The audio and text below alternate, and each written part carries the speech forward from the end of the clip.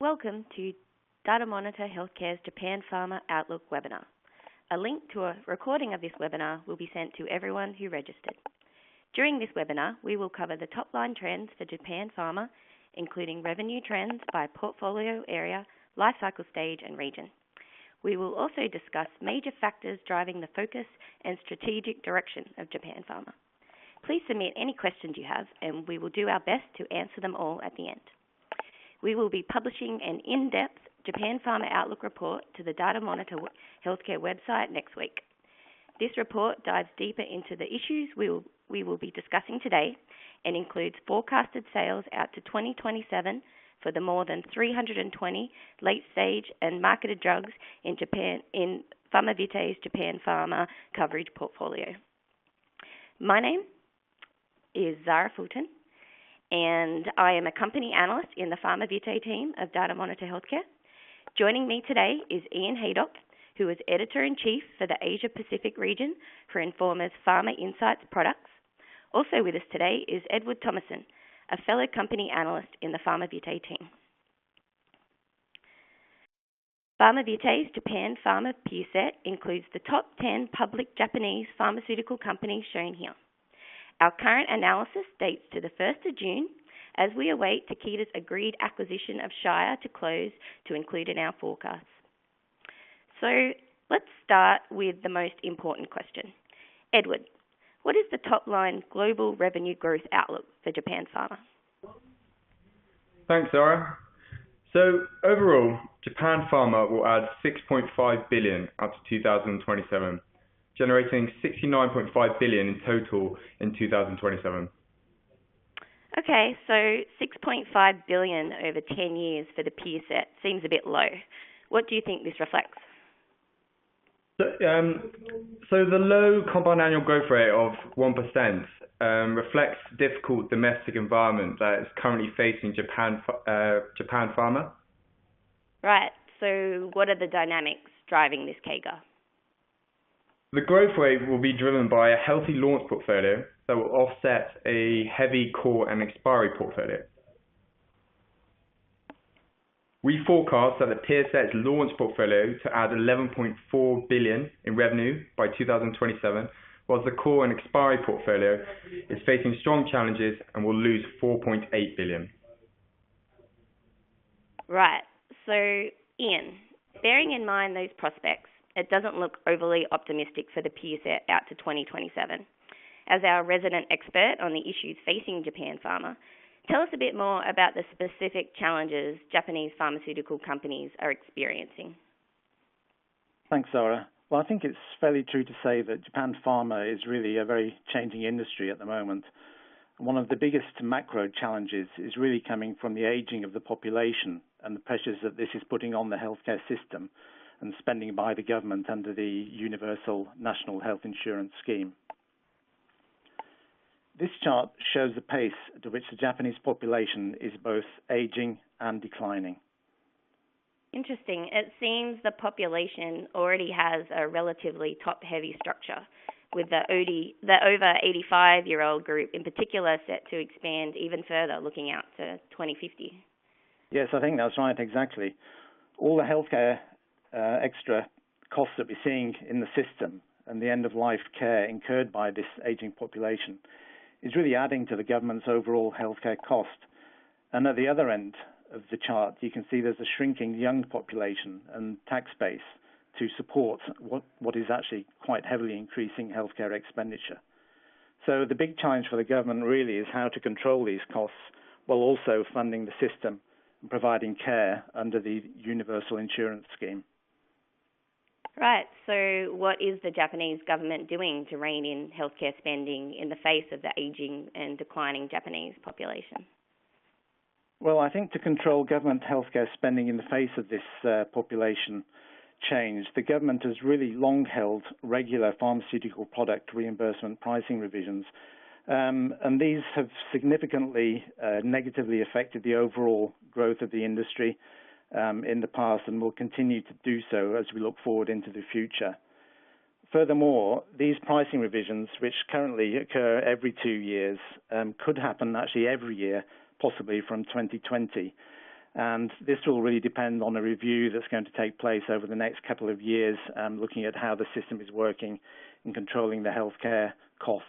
Really, so far, it's been every 2 years, but there is that possibility that there will be this increased frequency also, as well as the regular price revisions of some changes to the repricing of market expansion drugs whose sales have increased very rapidly.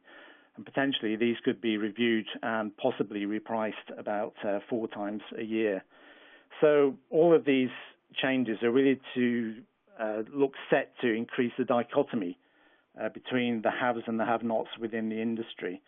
And particularly for some of the mid-sized companies, which tend to be more reliant on longer-listed branded products, which have generic competition and therefore quite a lot of price pressure, they will really be facing quite a few challenges over the next few years.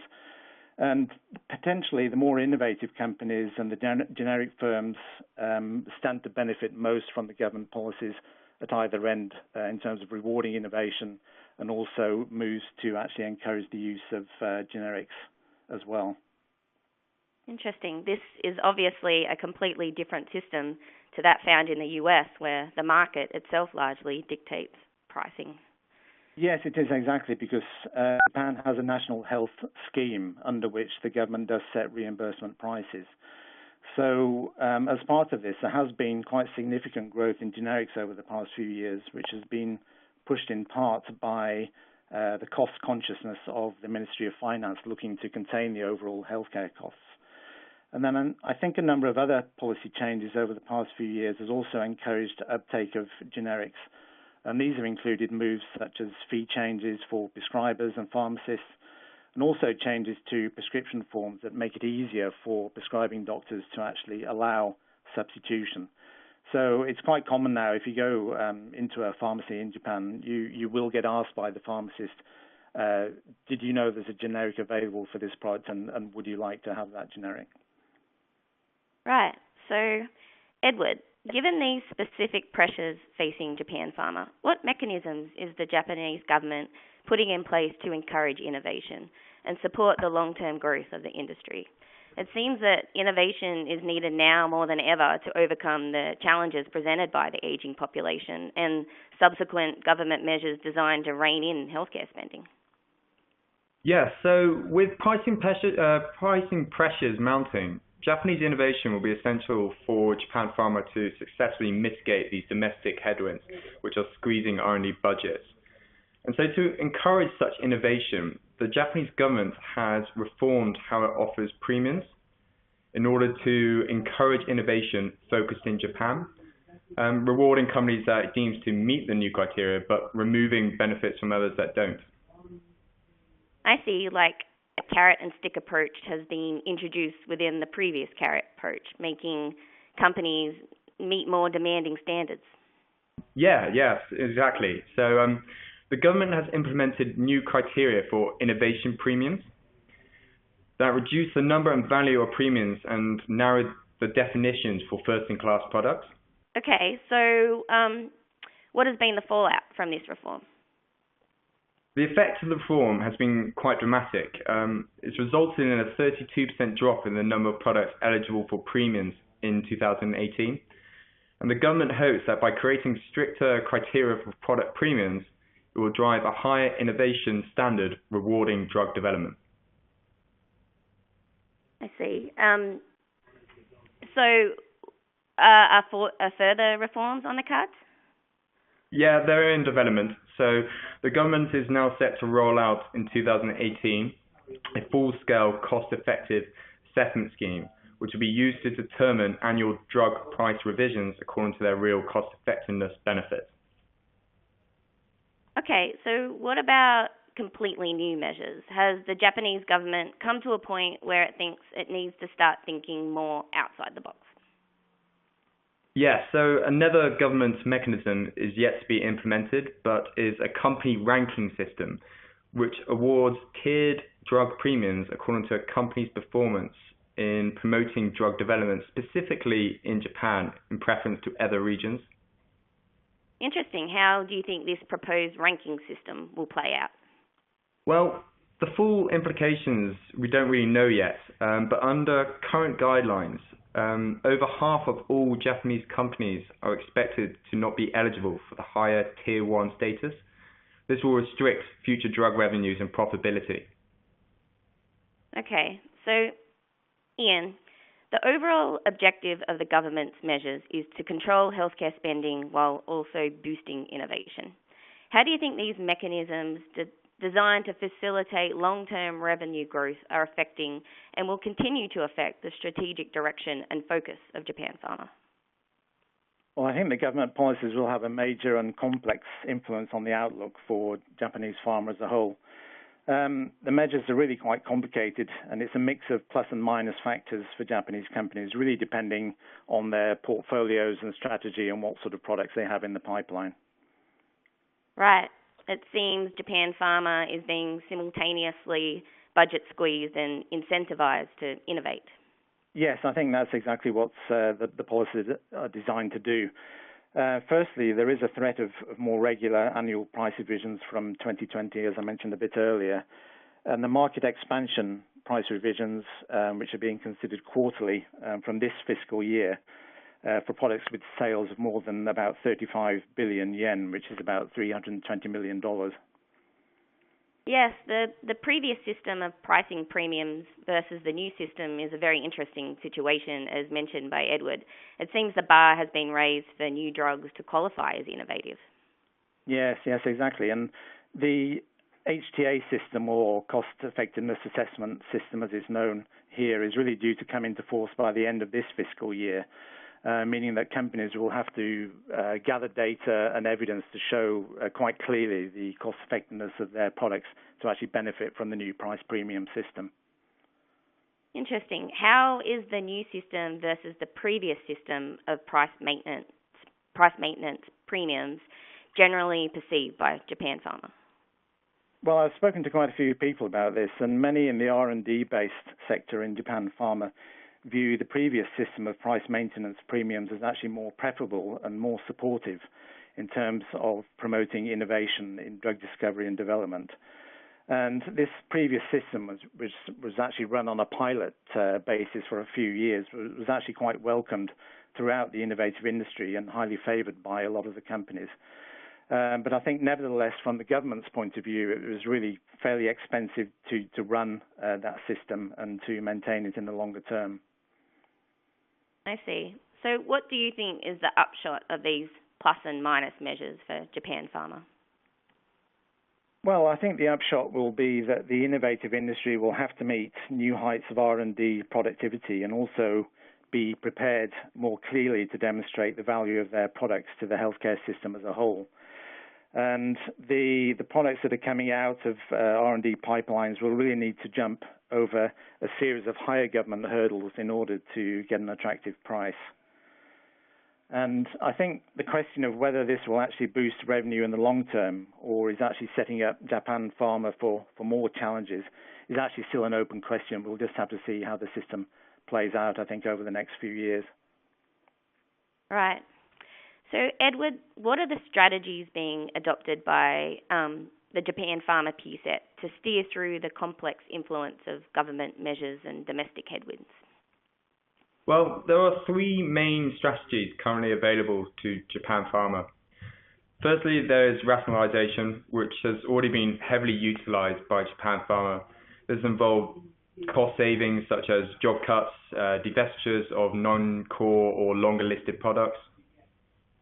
Interesting. So do you expect the current rationalization trend to continue? Yes, certainly.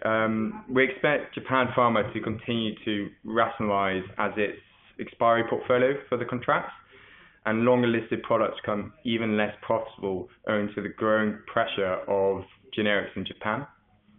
We also expect rationalization to be used as a means for companies to offload non-core businesses and increase their therapeutic focus.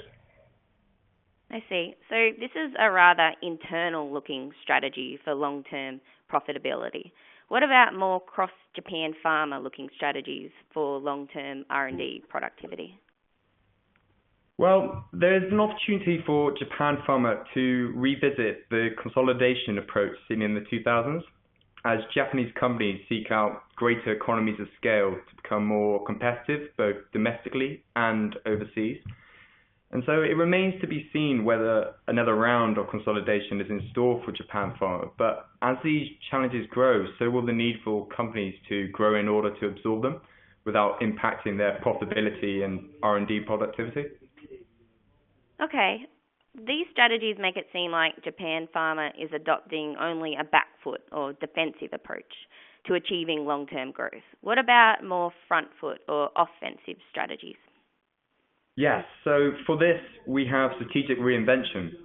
As companies change their direction to realize greater growth, partnering and collaborations have long been used by global and Japan Pharma to gain global exposure and expand access to medicines.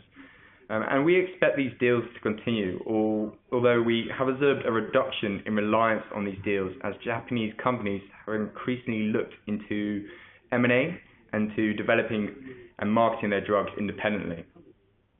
I see. So what about strategic changes that are more specific to Japan Pharma?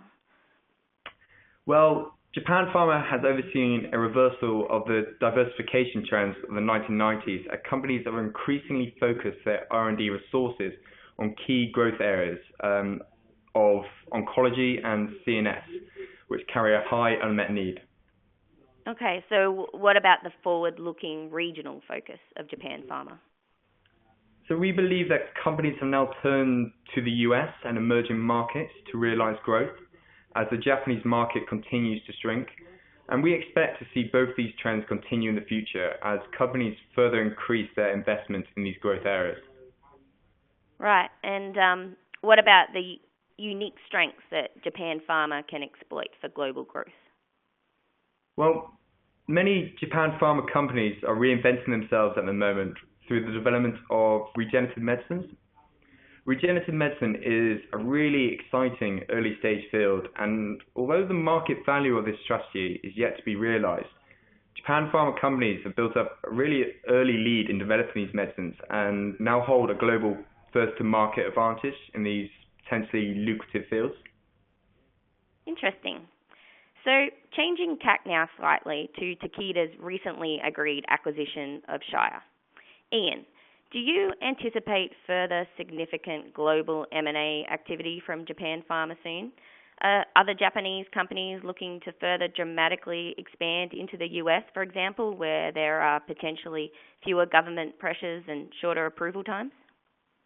Yes, well, as I'm sure a lot of people listening know, this has been a huge deal in Japan over the past few months and weeks. And again, I've spoken to a number of people on this question, and the general feeling really is that another deal of this sort of size is probably really quite unlikely. And I think Shire was perhaps the best and last chance for Takeda to become a really truly global player and actually move into the global top 10 in terms of pharmaceutical sales. But I think some other prominent Japanese companies are focusing a bit more on shoring up their strength in the domestic market, given the pricing and generic challenges that there are there, and also consolidating their strength and position in the US through existing market penetration and also the commercialization rights that they do have there. So potentially companies such as Astellas and Daiichi Sankyo, they now have fully integrated operations in the US from previous deals and US company acquisitions. So, I think they have a fairly strong position in a lot of the major global markets already. Right. So we can look at the Takeda Shire merger agreement using PharmaVitae Analytics M&A Builder tool. Ian, what do you think about the portfolio fit of the two companies as shown here? Well, I think this gives a really clear view of where the overlap areas are and where also some of the gaps are between the two companies. And it really shows that Takeda, which is shown in the dark purple color there, brings most of the strength in the gastroenterology and also oncology areas as well. And particularly given that Shire had previously divested its oncology assets. So you can see that most of that area is really coming from the Takeda side.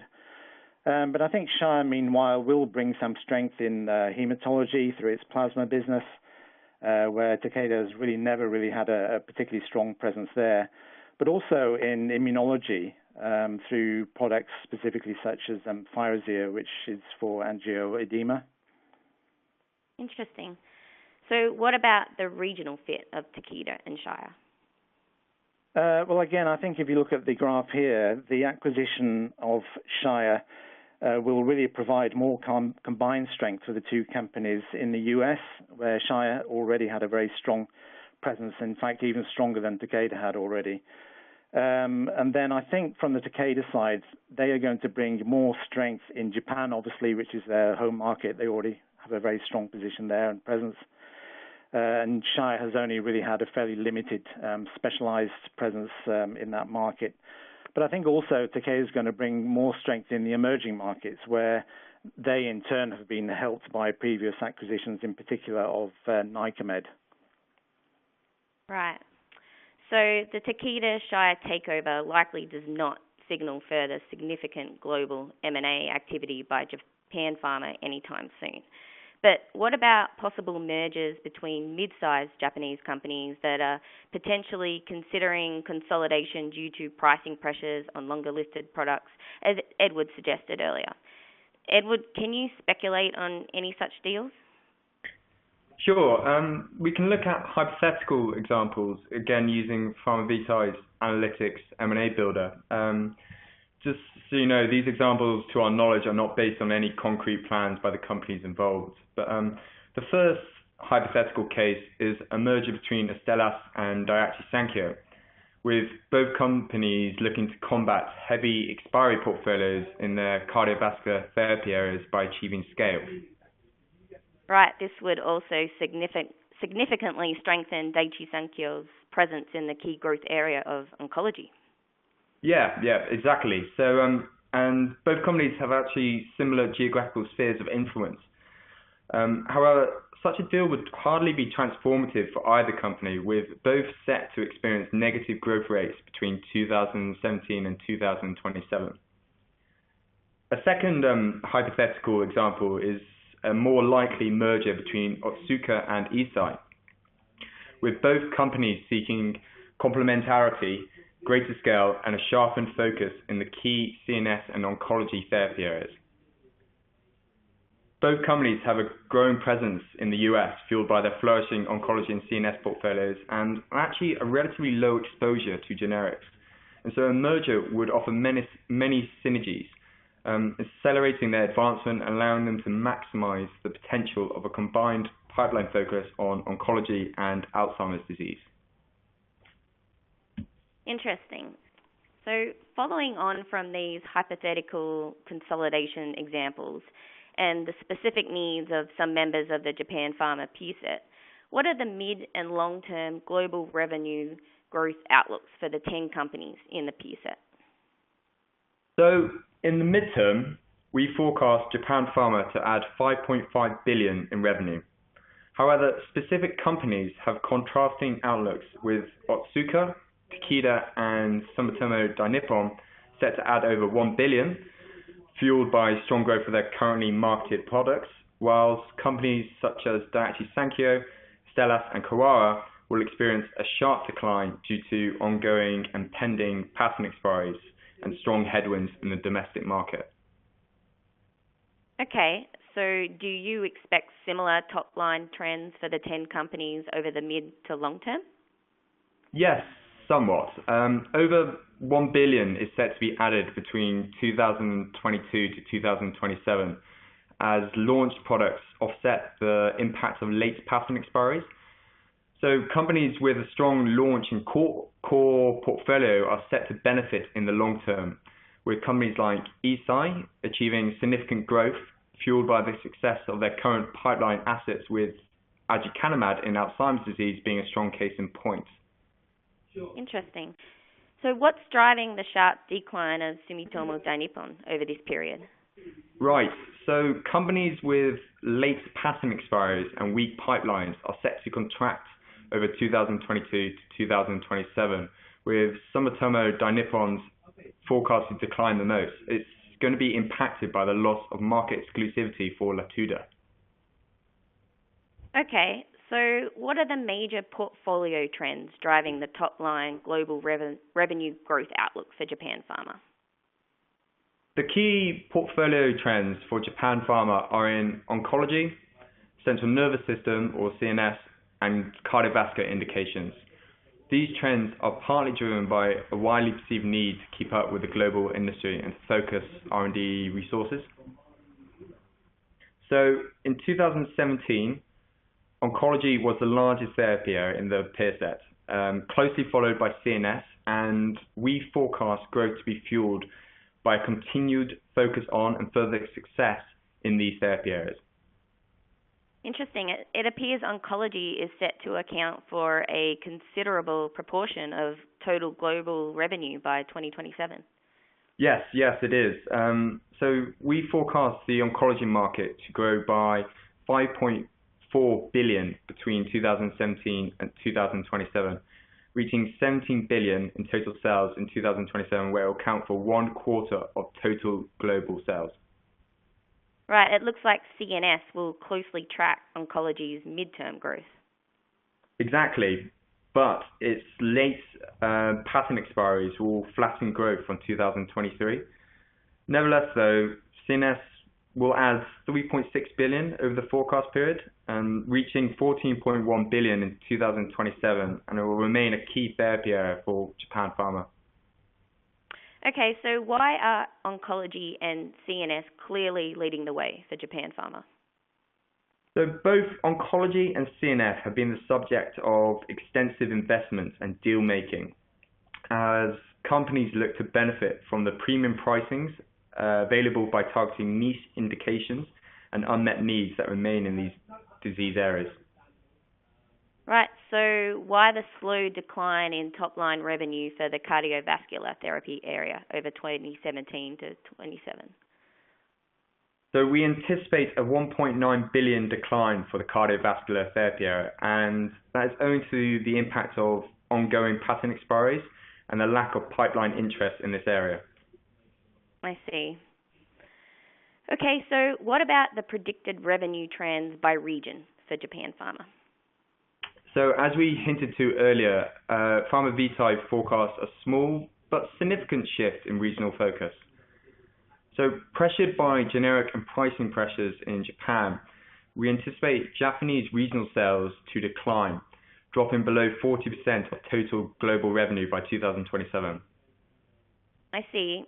The decline in Japanese revenue is going to be accompanied by growth in all ex-Japan regions covered by Pharma Vitae. Yeah, exactly. So ex-Japan revenues are expected to gain prominence as Japan Pharma erodes its global presence in order to realize long-term growth. So fueled by previous M&A activity and the expansion of operations, we anticipate the US and the rest of the world regions to continue to gain importance for Japan Pharma.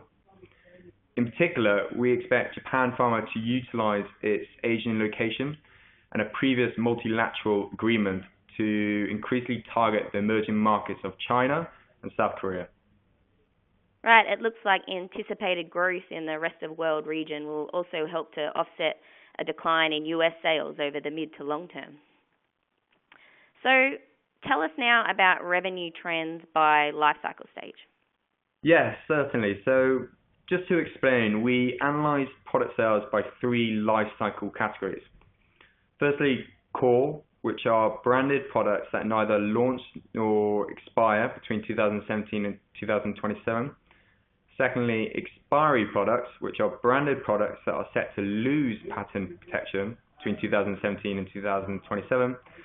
And finally, launch, which are branded products launching between 2017 and 2027. Right. So what are the dynamics at play between these categories over the forecast period?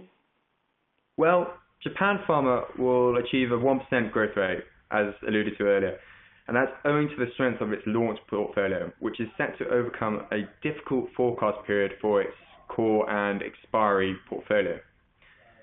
So Japan Pharma's launch products are set to add 11.4 billion and count for 16.5% of total global sales by 2027. Right, but the domestic pressures we have discussed, including pricing and generic policies, and obviously losses of market exclusivity, will hit Japan Pharma's core and expiry portfolios the hardest. Correct. So Japan Pharma's core and expiry portfolios will be significantly negatively impacted by these factors that you've listed. So core products will see a loss of 2 billion in global sales, and that will be driven by the continued decline of longer listed products and recent patent expiries, such as Daiichi Sankyo's olmesartan franchise in Q4 2016. Lastly, and not unexpectedly, Japan Pharma's expiry portfolio is set to erode by 2.8 billion between 2017 and 2027 as notable blockbuster brands face generic competition. So Astellas and Daiichi Sankyo will bear the brunt of these expiries, although Kawara and Sumitomo Dainippon will also be highly exposed to the impact of generics.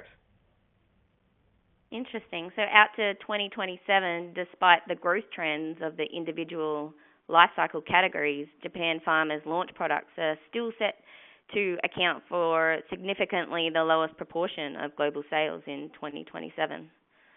So Ian, you've been covering the intense stream of news regarding recent developments in China's pharmaceutical industry. Tell us about the opportunities for Japan Pharma created by these events. Yes, well, there's been a huge number of changes really over the past year or so, extending perhaps a couple of years. And the major ones recently have been the reform of the previous FDA and the formation and consolidation of a new state administration for market regulation, which has brought together several functions across different bodies and different agencies.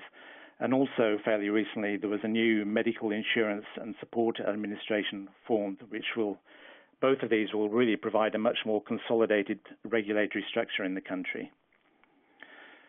Some other recent significant changes have included the issuance of a new list of rare diseases and the allowance of more foreign clinical data to support approval filings for rare disease drugs. Right. Other positive developments really include the several that have happened again recently over the past few years.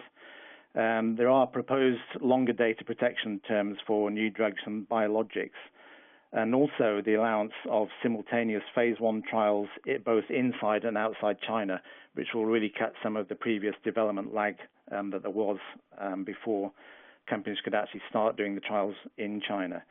And also there is this tripartite cooperation process, which Edward mentioned earlier, and that's really looking at things like mutual data acceptance and looking at a process whereby they can perhaps share some of the regulatory burden between the three countries, China, Korea, and Japan. So all in all, I think it's fair to say there's been a lot of really quite positive developments for the innovative industry as a whole, and also for foreign companies looking to develop their drugs and get them approved in China. And Takeda said recently, in fact, that it's looking to launch about 7 new products in that particular market over the next 5 years. Interesting. It seems Japan Pharma is already looking to exploit the advantages offered by its proximity to and relations with China, as well as recent regulatory developments in the country. So, Edward, to round out our webinar, tell us about any specific competitive advantages or unique strengths which Japan Pharma holds within the context of the global industry that will help it to meet the domestic challenges it is facing. Yes, of course. So the big ace up Japan Pharma's sleeve right now is its unique position and strength in regenerative medicine. As many know, in the 2012 Nobel Prize for Physiology or Medicine was awarded to Professor Shinya Yamanaka of Kyoto University, who discovered induced pluripotent stem cells. And this discovery has provided momentum for the impressive progress made in this area in Japan, and has likely encouraged regulatory changes in Japan that will help promote further development. So the Japanese government and Ministry of Health, Labour and Welfare have been very supportive and have implemented relatively streamlined regulatory processes for the development of regenerative medicines. This has created a potential first-to-market global competitive edge for Japanese regenerative medicine products, whether to treat diseases, be used for blood or organ transplants, or as a tool to aid drug discovery. Interesting. Tell us about a specific action taken by the Japanese government to support regenerative medicine development. Sure. So, for instance, in April 2014, the Japan Agency for Medical Research and Development was set up to help guide and fast-track R&D and provide a clear regulatory framework and reimbursement policies on the topic. Right. So what about specific actions by Japanese companies to make inroads in this exciting field? Well, we are seeing significant early clinical pipeline and deal-making activity focused on regenerative medicines. So companies including Daiichi Sankyo, Sumitomo Dainippon, and Takeda have established multiple academic and industrial collaborations. They have now built up strong R&D operations focused specifically on regenerative medicines. Right, I see. So is this early clinical pipeline potential of regenerative medicine for Japan Pharma fully reflected in Pharma Vitae's current forecast? No, unfortunately not, due to the early clinical development stage of these medicines. So such potential is not fully reflected in our current forecast, but if successful, this area of medicine promises to be a unique strength and growth driver for Japan Pharma for in the future. Right, that's an exciting possibility and a great point at which to end our discussion today. So we've covered quite a lot today, and I hope you have all enjoyed the webinar. Even though Japan Pharma is facing significant domestic pressures, the industry is adopting strategies to meet these challenges and has been tasked with the goal of rising to higher innovation and cost-effectiveness standards. So as I mentioned before, a link to the recording of this webinar will be sent to everyone who registered. And also, as mentioned at the start, we will be publishing an in-depth Japan Pharma Outlook report to the Datamonitor Healthcare website next week. This report dives deeper into the issues we have discussed today and includes forecasted sales out to 2027 for the more than 320 late-stage and marketed drugs in Pharma Vitae's Japan Pharma portfolio. The report also dives into the long-term revenue growth strategies of the 10 companies in the peer set. So now that we have covered in our slides, we can have a look at some participant questions, and I'm just going through them now. Okay, there's one here. Edward, can you see the question here from what are your thoughts on the shaping Shikihokatsu system in Japan? Ian or Edward, would you like to tackle that one?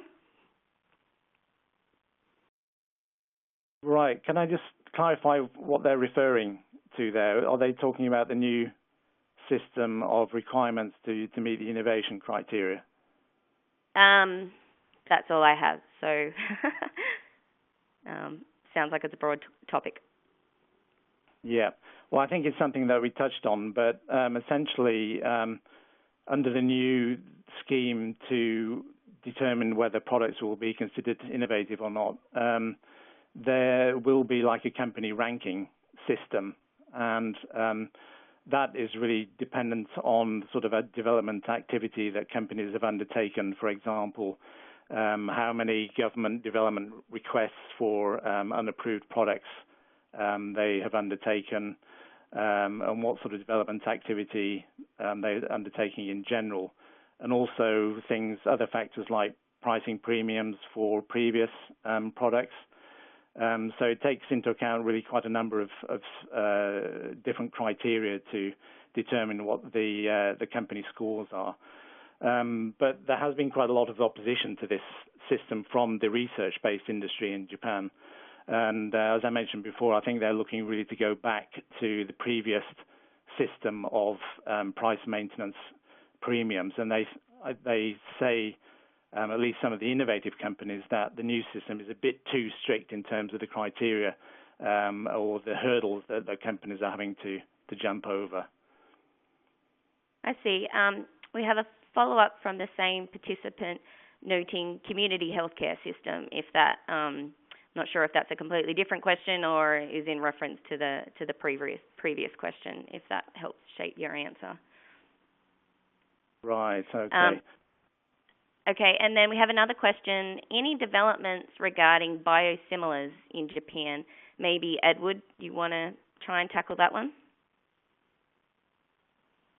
Thanks, Sarah. So we are seeing an increasing penetration of biosimilars in Japan. It still lags behind Europe in their penetration, but it promises to, certainly with government policies that are wanting to increase the substitution of generics and biosimilars, we expect this to increase over the forecast period. We have seen biosimilars launching in Japan, but at current pace, their substitution hasn't actually been a little bit slow. So for drugs such as Shire and Remicade, these existing branded biologics have actually shown resilience to biosimilar. Having said that, we do expect this trend to accelerate in the future as biosimilars gain coverage and easier reimbursement in the national healthcare insurance prices. Okay. One more question here. What is your vision of Japanese regulatory and health insurance moves with respect to preventative medicine, including vaccination reimbursement? Ian, do you have any thoughts on that question? Yeah, this is actually a topic that's been floating around for quite a few years, and historically, quite a few vaccines which have been adopted into regular schemes, standard vaccination schemes in other countries, have not always been available in Japan through the government reimbursement scheme, but maybe through private healthcare insurance schemes. So yes, I think it's been a big topic of discussion within the industry in terms of there's perhaps a little official resistance to including a wider set of vaccines within the government insurance scheme. And there have also been some quite high-profile cases where certain side effects with certain vaccines have received quite a lot of mass media coverage, which perhaps has also affected the general public perception of some of these vaccines. But I think as far as the industry is going, what they've tried to get across is the key role that vaccines can play in health prevention and disease prevention, and the valuable part that they can play within the healthcare system, and what the benefits are to the healthcare system overall, perhaps in terms of avoiding disease and also avoiding healthcare costs within the system. But I think it's a debate which is really still roiling on at the moment. Right. Okay. So another question here is, do you include gene transcription research inside the regenerative medicine scope? Edward, have you come across examples of that in your coverage of the 10 Japanese companies? So we do include gene transcription research into our regenerative medicine scopes, and so in our broad encompassing of regenerative medicine, we are seeing a increase in deal activity and pipeline activity across the spectrum, but certainly in gene transcription research, there's been a boost in interest in recent years. Great. Okay, I think that's all the questions we have. Please send more questions in. We are more than happy to address them directly via email, and I just want to thank everyone for joining us today and to wish you a great rest of your day.